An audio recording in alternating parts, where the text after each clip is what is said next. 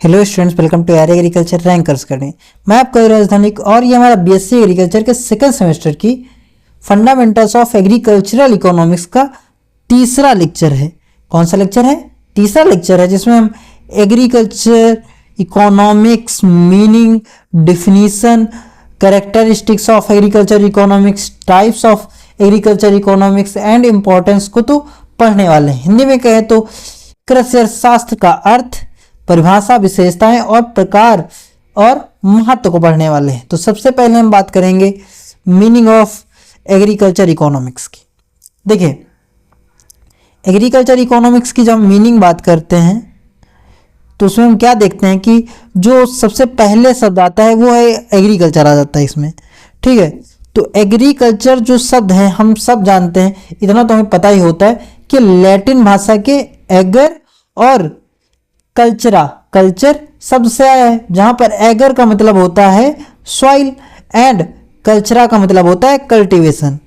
तो cultivation of soil is known as agriculture. Hindi में भी लिखा है कृषि। सब लैटिन शब्दों एगर यानी मिट्टी और कल्चर मतलब खेती से बना है।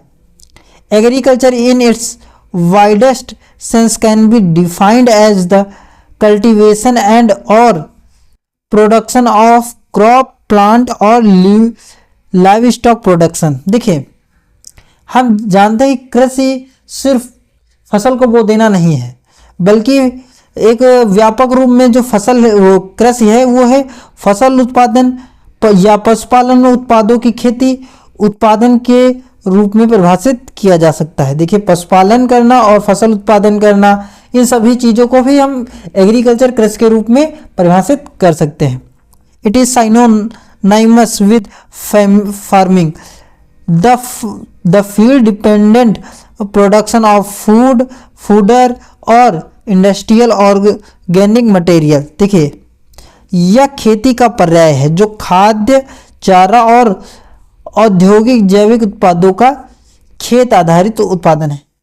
अब कह सकते हैं भैया आपने यहाँ पर तो सिर्फ एग्रीकल्चर को समझाया, इकोनॉमिक्स को क्यों नहीं समझाया? यहाँ पर तो एग्रीकल्चर, मैंने इकोनॉमिक्स की मीनिंग इसलिए नहीं बताई क्योंकि मैंने पहले लेक्चर में ही इकोनॉमिक्स की मीनिंग बता रखी है आपको कि ये जो इकोनॉमिक्स है वो दो शब्दों से मिलकर बना है। तो प्लीज वाला लेक्चर देखिए आप, ताकि आप लोगों को अच्छे समझ में आए। उसके बाद बात करते हैं डिफिनीशन की। देखिए, जैसा हमें हमेशा करता हूं कि कुछ जो दार्शनिक होते हैं या फिर कुछ जो अर्थशास्त्री होते हैं, विषय अनुसार उनकी परिभाषा रखता हूं। तो यहाँ पर भी मैंने जो परिभाषाएं रखी हैं वो किसी न किसी अर्थशास्त्री द्वारा दी गई हैं, उन्हें ही रखी गई हैं। तो अकॉर्डिंग टू स्नोडग्रास एंड वॉलेस, देखिए वॉलेस और स्नोडग्रास जो थे उनके अनुसार परिभाषा देखने वाले हैं। तो पहले इंग्लिश में पढ़ें तो agricultural economics is an applied phase of social science of economics in which attention is given to all aspects of problem related to agriculture. देखिए, इन्होंने ये नहीं बताया कि एग्रीकल्चर में किन प्रॉब्लम के साथ, इन्होंने ओवरऑल कह दिया कि एग्रीकल्चर में जो भी समस्याएं हैं उसके पहलुओं का अध्ययन है। और इन्होंने ये भी बताया कि ये क्या है, अप्लाइड साइंस है, किसकी? सोशल साइंस की। हिंदी में क्या लिखा हुआ है? तो कृषि अर्थशास्त्र सामाजिक शास्त्र की एक व्यवहारिक शाखा है, यानी अप्लाइड शाखा है, जिसमें कृषि से संबंधित सभी समस्याओं के पहलुओं पर ध्यान दिया जाता है। जबकि हम जानते हैं कि सभी पहलुओं पर कृषि से संबंधित ध्यान नहीं जाता। क्यों नहीं दिया जाता? क्योंकि अगर खेत पर टिड्डों का प्रकोप हुआ तो हम ये थोड़ी बात करेंगे कि उनके सिम्टम्स क्या हैं, सभी समस्या नहीं। हाँ, हम ये जरूर बात करेंगे उससे कितनी क्षति आई आर्थिक रूप से। हम कह सकते हैं वित्तीय समस्याओं की बात करते हैं। अकॉर्डिंग टू प्रोफेसर होलेरो के अनुसार, प्रोफेसर होलेरो के अनुसार, पहले तो इंग्लिश में पढ़ते हैं, agricultural economics is concerned with allocation of resources in the agricultural industry with the alternative in production, agriculture marketing और पब्लिक पॉलिसीज। ये सही डिफिनीशन है, मुझे ये बेस्ट डिफिनीशन लगती है इनकी। क्यों लगती है?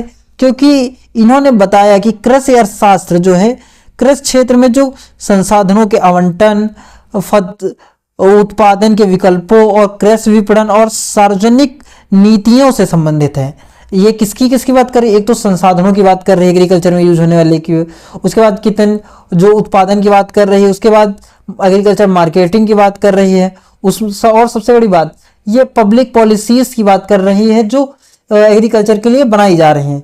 तो ये एक परफेक्ट डिफिनीशन है। उसके बाद बात करते हैं कैरेक्टरिस्टिक्स ऑफ एग्रीकल्चर इकोनॉमिक्स के, कृषि अर्थशास्त्र की विशेषताएं। पहली विशेषता जो है वो है इंटर डिसिप्लिनरी, ठीक है। तो ये लिखा हुआ है कि it's draw on principal on various field included economics, social science, statics and agronomy. ये बता रहा है कि ये बहुत सी शाखाओं को के सिद्धांतों को धारण करते हैं, बहुत से विषयों के सिद्धांतों को धारण करती हैं। वो कौन कौन से हैं? पहला तो अर्थशास्त्र खुद ही है, दूसरा है समाजशास्त्र, उसके बाद सांख्यिकी और कृषि। यहाँ पर कृषि से तात्पर्य कृषि विज्ञान नहीं अपितु सस्य विज्ञान कह लीजिए या फिर कुछ भी कह सकते हैं, जैसे विभिन्न क्षेत्रों के सिद्धांतों पर आधारित होता है। कैसे? मैं एग्जाम्पल जैसे देता हूँ आपको। इकोनॉमिक्स इस प्रकार से है क्योंकि ये वित्त की बात करती है, ठीक है। एग्रीकल्चर से कितना पैसा आ रहा है ये सब चीज़ों की बात करती है, रोजगार की बात करती है, तो इकोनॉमिक्स ऐसे हो जाती है। दूसरी जो एस्पेक्ट्स आया था वो सोशल साइंस का आया था। सोशल साइंस ये इस प्रकार से है क्योंकि जब हम बात करते हैं फसल की, कृषि की, तो हम बात करते हैं फार्मर की यानी हमारे किसान की, तो हम किसान की व्यवहारिक जीवन की और जो उसका सामाजिक स्तर है उसकी बात करते हैं। और सामाजिक स्तर बात करने के कारण हम कह सकते हैं कि ये सामाजिक शास्त्र भी, सामाजिक विज्ञान भी है। उसके बाद तीसरा चीज आती है स्टैटिक्स। स्टैटिक्स इसे हम इस प्रकार कह सकते हैं, जब फसलों के बारे में बात करते हैं तो हम जब देश के स्तर पर बात करते हैं तो उत्पादन की बात करते हैं, ठीक है, तो वो स्टैटिकल मेथड्स के थ्रू ही निकाला जाता है, तो ये स्टैटिक्स भी है। उसके बाद एग्रोनॉमी, और फसलों के बारे में बात कर रहे हैं तो वो एग्रोनॉमी तो हो ही गई, यानी कल्टीवेशन ऑफ क्रॉप्स कर रहे हैं, प्रोडक्शन ऑफ क्रॉप्स कर रहे हैं, तो एग्रोनॉमी से दूर कहाँ है। Such as it is an interdisciplinary field that requires understanding how these different disciplines interact। यह इस प्रकार एक अंतर विषय यह क्षेत्र है जिसमें यह समझना आवश्यक होता है कि विभिन्न विषय कैसे एक दूसरे के साथ अंतःक्रिया करते हैं। देखिए वही चीज़ है, ये बताता है कि ये जो भिन्न भिन्न अलग अलग प्रकार के क्षेत्र हैं वो एक दूसरे के साथ कैसे इंटरेक्ट कर रहे हैं, कैसे अंतःक्रिया कर रहे हैं, ये भी इसके विषय में सूचना देता है। आगे लिखा हुआ है कि these interactions affect the production, distribution and consumption of agriculture product। ये अंतःक्रियाएं कृषि उत्पादों के उत्पादन, वितरण और उपभोग को प्रभावित करती हैं। उसका दूसरा जो कैरेक्टरिस्टिक्स है वो है कि फोकस ऑन स्कैरिसिटी, कमी पर केंद्रित है। किस पर केंद्रित है? कमी पर। It is concern with the allocation of square resources in the production, distribution and consumption of food and fibres. Hindi में ये लिखा गया है इसमें कि खाद्य या खाद्य एवं रेशों के उत्पादन, वितरण, उपभोग में सीमित संसाधनों के आवंटन से संबंधित है। ये क्या बताया जा रहा है? यानी कि जो अभाव वाले संसाधन हैं और उसमें जो उत्पादन किया जा रहा है, जो वितरण किया जा रहा है, उपभोग, उनमें संसाधनों का वितरण किस प्रकार है, वो संसाधनों को किस प्रकार विभाजित किया गया है, उससे संबंधित है। और ये कैसे होगा?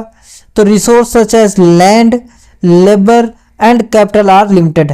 ये क्यों होता है? क्योंकि भूमि जो है, श्रम जो है, पूंजी है, ऐसे संसाधन सीमित होते हैं।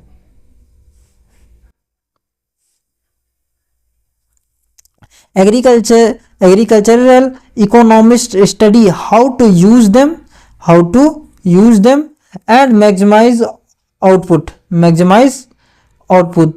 देखिए एग्रीकल्चरल अर्थशास्त्री क्या अध्ययन करते हैं? यही अध्ययन करते हैं इन संसाधनों का उपयोग अधिकतम उत्पादन हेतु कैसे कुशलतापूर्वक किया जा सकता है। देखिए कहने का मतलब यह है कि संसाधनों का कैसा उपयोग करें कि हमें लाभ ज़्यादा से ज़्यादा प्राप्त हो। उसके बाद आता है number 3, concern with market structure, बाजार संरचना से संबंधित। देखिए बाजार संरचना से संबंधित पहली चीज तो पढ़ते हैं, एग्जाम्पल तब देना अच्छा लगता है जब पहले वो चीज़ पढ़ लें, फिर एग्जाम्पल देने में बढ़िया रिलेट करके समझाओ, बढ़िया रहता है। It is also concern with market structure and how it affect the production and distribution of agriculture product. देखिए ये क्या करती है, यह बाजार संरचना और वह कृषि उत्पादन और वितरण पर कैसे प्रभाव डालती है, इससे संबंधित अध्ययन करते हैं। तो एग्जाम्पल देख लेते हैं। एग्जाम्पल ऐसे समझिए, जैसे आप एक बाजार है, वहाँ पर आप चाहते हैं कि मैं अपने खेत में कोई ऐसी फसल उगाऊं कि कीमत मिले अच्छी, जो महंगी हो, लेकिन आपके आसपास कोई ऐसी बाजार ही नहीं है जहाँ पर वो कीमती मूल्य बिक सके। ठीक है, अब बाजार अवेलेबल ही नहीं है, तो हम क्या कह सकते हैं, वो हमारा प्रोडक्ट नहीं बिक पाएगा, हमारा उत्पाद नहीं बिक पाएगा, या फिर बाजार मंदा चल रहा है, प्रोडक्ट बिकेगा है, बिक तो रहा है लेकिन बहुत कम कीमत में बिक रहा है, तो हमें नुकसान हो रहा है। तो इस प्रकार जो बाजार की संरचना होती उसका अध्ययन करती है ये। Market structure refers to number of buyer and seller and level of consumption in market। देखिए जो मार्केट स्ट्रक्चर, ये जो शब्द है आपका, ये इसमें पूछ भी लिया जाता है मार्केटिंग में कि मार्केट स्ट्रक्चर क्या होता है, इसके कंपोनेंट्स बताइए। खैर ये आप आगे फर्स्ट सेमेस्टर में पढ़ेंगे, अभी तो मार्केट स्ट्रक्चर कैसे बनता है इतना जानिए। तो मार्केट स्ट्रक्चर जो बनता है वो नंबर ऑफ बायर से बनता है, सेलर से बनता है, और जो कंजप्शन है वो लेवल ऑफ कंजप्शन है उससे मिलकर बनता है। अगर आपसे कोई पूछ दे कि मार्केट के कंपोनेंट्स बनाइए, ऐसे ऐसे कौन सी चीजें हैं जो मार्केट गुनाते हैं, तो पहला कौन बताएंगे आप, बायर बताएंगे, कंज्यूमर बताएंगे। दूसरी चीज जो है वो है हमारी गुड्स एंड सर्विसेज, जो चीज बेची या फिर खरीदी जा रही है। ये तीन चीजें मुख्य हैं जो मार्केट का निर्माण करती हैं। ये कुछ एक्स्ट्रा चीजें मैं बता दी, याद रख लेंगे तो अच्छा ही होगी। बाजार संरचना से तात्पर्य खरीदारों, विक्रेताओं की संख्या और प्रतिस्पर्धा के स्तर से है, यानी competition in market. Agricultural economics analyse how this structure influence price and resource allocation. Agriculture economics क्या करती है, कृषि अर्थशास्त्र या विश्लेषण करते हैं कि संरचना मूल्य निर्धारण और संसाधन आवंटन को कैसे प्रभावित करता है। अब संसाधन आवंटन से कैसे, और जैसे मैंने अभी एग्जांपल दिया था, अब आप सोचिए आपने तरोई बोई और एक बाजार में बहुत सारे लोग तरोई बेचने और आ गए, अब आपकी कीमत गिरेगी, निसंदेह गिरेगी। ठीक है, तो वही चीज बता रहा है कि ये किस प्रकार इन्फ्लुएंस करता है। ठीक है, अब वहीं पर कोई आप आलू है, हम जानते हैं प्राइमरी फूड्स में इसे काउंट कर सकते हैं कि ये एक ऐसा नेसेसरी फूड है जो लगभग खाया ही जाता है, क्योंकि बेसिक फूड है ये, मतलब ज़्यादातर गरीबों का भोजन इसे कह सकते हैं कि कोई भी खाता है। ठीक है, और ये अगर आप किसी बाजार में गए, आप ही अकेले सेलर हैं, तो जाहिर सी बात है आप वो आपके रेट को इन्फ्लुएंस करेंगे, आप थोड़ा महंगा बेचेंगे तो तभी लोग खरीदेंगे। उसके बाद संसाधन के आवंटन, जब आपको पता है किसी चीज़ के उत्पादन से हमारा लाभ ज़्यादा होगा या फिर ये चीज़ ज़्यादा, तो आप उसे संसाधन ज़्यादा उपलब्ध कराएंगे उस फसल को। उसके बाद बात करते हैं रिलेवेंट ऑफ पॉलिसी मेकिंग, यानी नीति निर्माण का में उपयोगी। It is significant relevant to policy making. देखिए ये क्या करता है, नीति निर्माण में अत्यंत प्रासंगिक होता है। It provide insights into the economic efforts of various agriculture policies and programmes. यह कृषि नीतियां कार्यक्रमों के आर्थिक प्रभाव पर दृष्टिकोण प्रदान करती हैं। फॉर एग्जाम्पल की अगर हम बात करें, इसका एग्जाम्पल देखें तो economist helps policy makers understand the impact of subsidies on the industry and economy.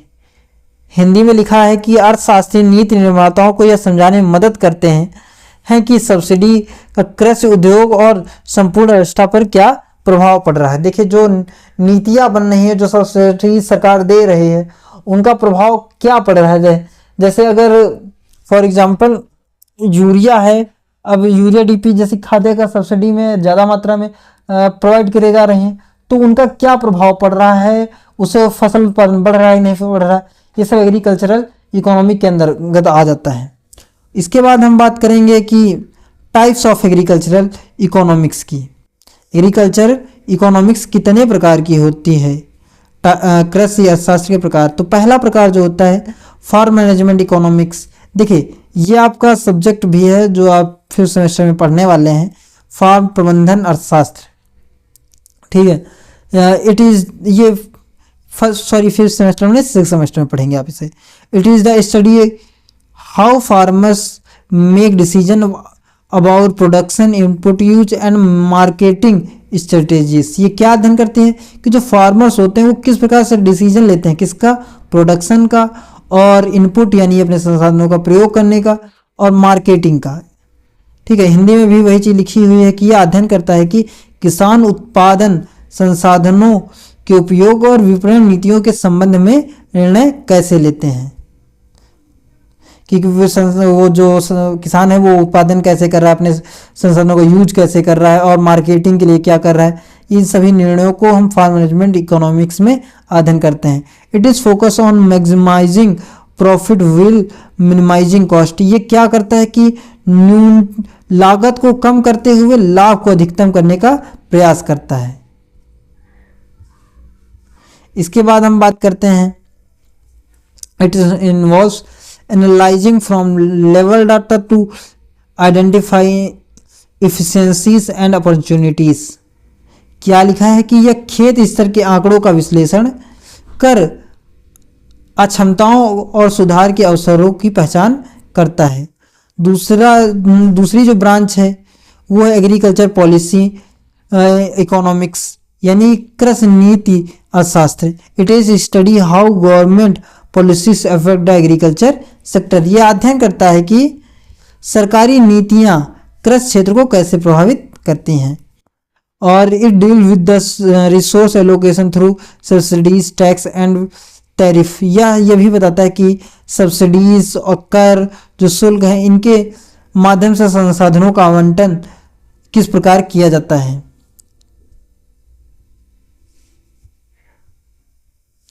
इसके बाद बात करते हैं एग्री बिजनेस इकोनॉमिक्स की। Agri business economics it is examines how agri business firms make decision regarding production marketing and distribution. यह अध्ययन करता है कि कृषि व्यवसाय कैसे से जुड़ी कंपनियां उत्पादन विपणन और विपणन से जुड़े निर्णय कैसे लेती हैं। It is essential for efficiency of food system. यह खाद्य प्रणाली की दक्षता के लिए आवश्यक होते हैं। उसके बाद चौथी जो प्रकार आ जाता है एग्रीकल्चरल इकोनॉमिक्स का वो आ जाता है इन्वायरमेंटल एंड रिसोर्स इकोनॉमिक्स, पर्यावरण और संसाधन अर्थशास्त्र। It is study the use of natural resource like land water air in agriculture. ये क्या अध्ययन करता है, तो ये जो कृषि है, कृषि में भूमि जल वायु जैसे प्राकृतिक संसाधन जो हैं उनके उपयोग का अध्ययन करता है।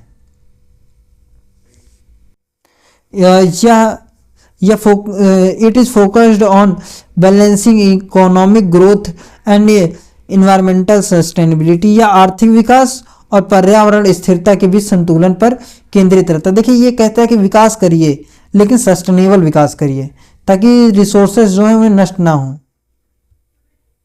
उसके बाद पांचवी जो शाखा प्रकार जो आ जाता है वो डेवलपमेंट इकोनॉमिक्स आ जाती है, वो विकास अर्थशास्त्र आता है। It is study how agriculture contribute to economics growth in developing countries. ये क्या अध्ययन करती है कि जो डेवलपिंग कंट्रीज हैं उनमें इकोनॉमिक ग्रोथ कैसे हो रही है, इसका अध्ययन करती है। यह अध्ययन करता है कि विकासशील देशों में कृषि आर्थिक विकास में कैसे योगदान करती है। जो विकासशील देश हैं उनमें जो कृषि है उसकी भूमिका क्या है। Its goal is to reduce poverty and improve rural livelihood. इसका उद्देश्य गरीबी को कम करना और ग्रामीण जीवन स्तर को सुधारना है। इसके बाद छठी जो शाखा है वो है agricultural finance. It is focus how farmers and agri businesses obtain the manage financial resources. यह अध्ययन करता है कि किसान कृषि व्यवसाय वित्तीय संसाधनों को कैसे प्राप्त और प्रबंधित करते हैं। It is include financing for production, marketing and investment. यह उत्पादन, विपणन और निवेश के लिए वित्त पोषण को शामिल करता है।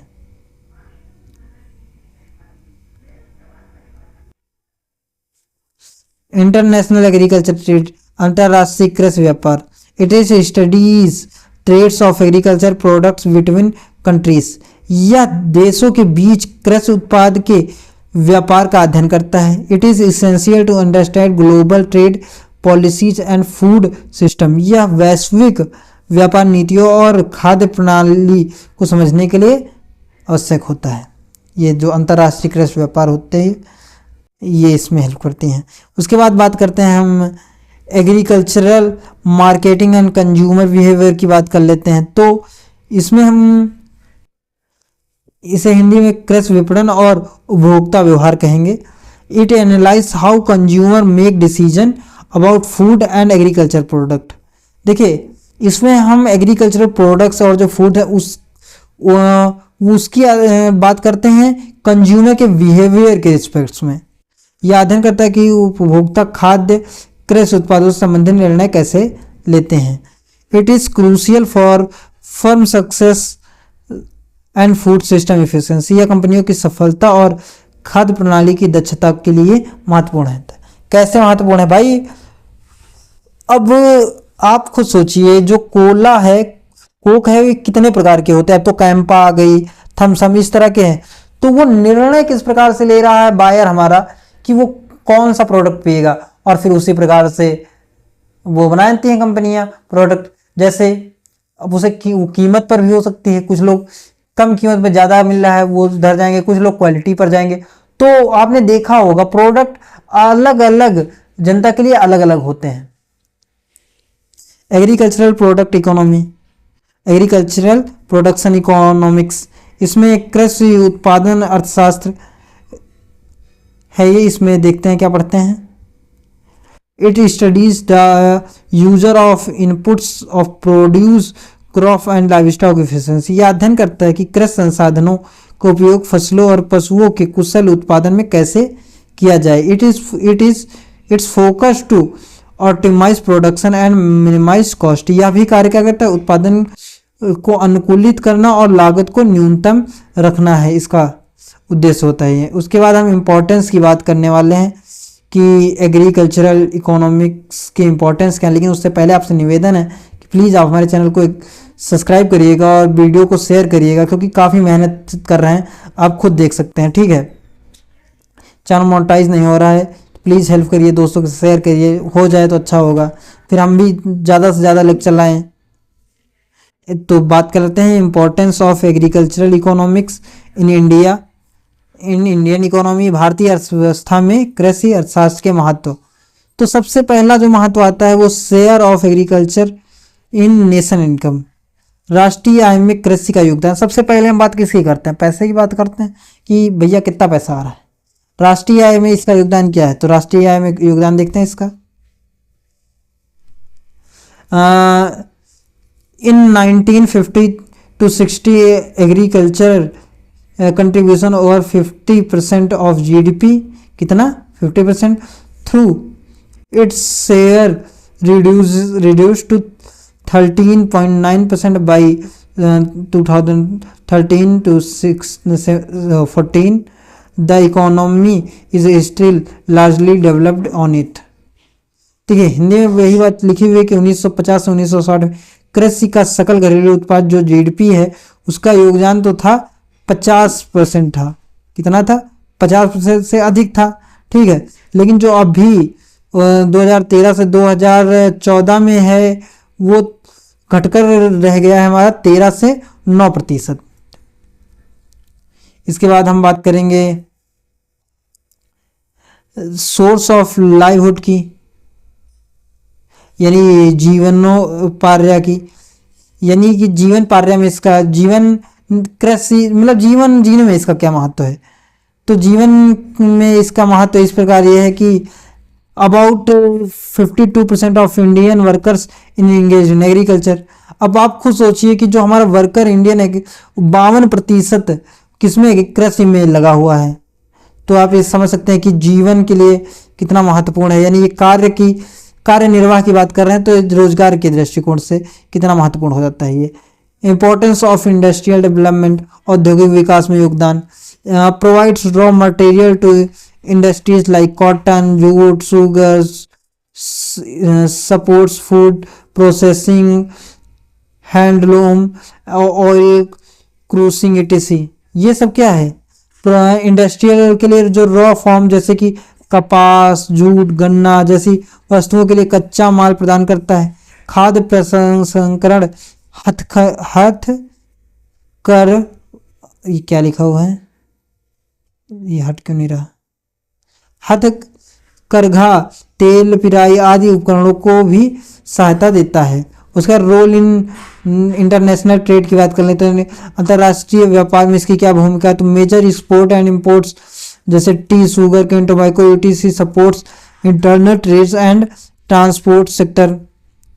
देखिए जो टी हो गया, शुगर हो गया, तंबाकू etc ये ऐसी चीज़ें हैं, हिंदी में बोले तो चाय, चीनी, तंबाकू, इन सबको निर्यात किया जाता है और आंतरिक व्यापार और परिवहन क्षेत्र में भी सहयोग मिलता है इनसे।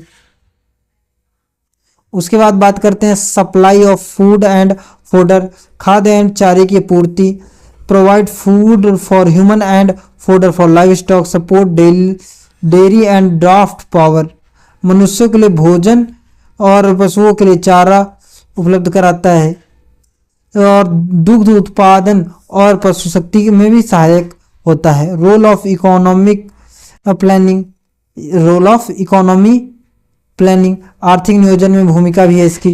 Good crops lead to better business and climate and increased government revenue, अच्छी फसल से बेहतर व्यापार वातावरण और सरकारी आय में वृद्धि होती है। उसके बाद जो अगला इंपॉर्टेंस आ जाता है वो आ जाता है वास्ट एम्प्लॉयमेंट अपॉर्चुनिटी, व्यापक रोजगार के अवसर। Agriculture provides employment in irrigation, drainage and rural development. जो कृषि है वो सिंचाई में, जल निकासी में, ग्रामीण विकास में भी रोजगार प्रदान करता है। उसके बाद ओवरऑल इकोनॉमिक डेवलपमेंट की बात करें यानी समग्र आर्थिक विकास की, तो growth in agricultural raise national income and living standards, कृषि में वृद्धि से राष्ट्रीय आय और जीवन स्तर में सुधार होता है।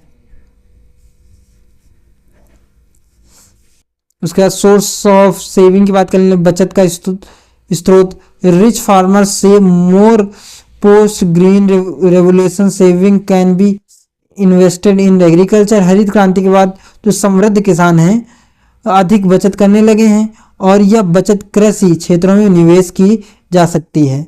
सोर्स ऑफ गवर्नमेंट इनकम, सरकारी आय का स्रोत। देखिए state government earn revenue through land tax, irrigation tax, export duty. राज्य जो सरकारें होते हैं वो भूमि कर, सिंचाई कर, निर्यात शुल्क आज से राजस्व स्वीकृत अर्जित करती हैं, यानी मतलब इससे पैसा आता है, उससे क्या होती है राज्य सरकार की आय आती है। देखिए ये हमारा लेक्चर यहीं पर समाप्त होता है, तो चैनल को सब्सक्राइब करिएगा प्लीज़।